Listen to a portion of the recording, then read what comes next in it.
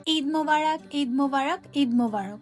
সকল ভাই বোনদের জানাই ঈদ মোবারক। বলতে বলতে ঈদ তো চলেই আসলো, আর আজ চাঁদ রাত। আর এই চাঁদ রাতে মেয়েদের সবচেয়ে ভালো লাগার সময় হচ্ছে দুহাত ভরে মেহেদি দেওয়া। চাঁদ রাত উপলক্ষে আমরা সবাই মিলে হাতে মেহেদি দিলাম এবং আরো অনেক মজা করলাম, আর সেটা নিয়ে থাকছে আজকের ভিডিও। হ্যালো এভরিওয়ান, আসসালামু আলাইকুম, দিস ইজ মি জোনাকি।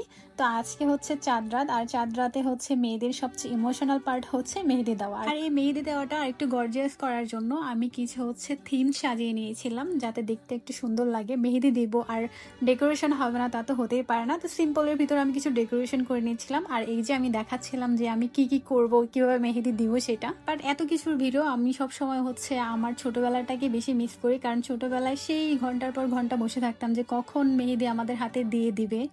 অনেকক্ষণ ওয়েট করতাম। এমনও হতো যে চাঁদ রাতে হচ্ছে প্রায় ভোর হয়ে যেত যে আমরা কখন মেহেদি দিব, তারপরও দেওয়া হতো না, আমাদের পালা আসতো না। আমার একটা ভাবির কাছে এত পরিমাণের মানুষ বসে থাকতো মেহেদি দেওয়ার জন্য, অনেক অনেক মানুষ থাকতো, সেই জন্য হচ্ছে আমাদের সিরিয়াল অনেক বেশি দূরে চলে যেত।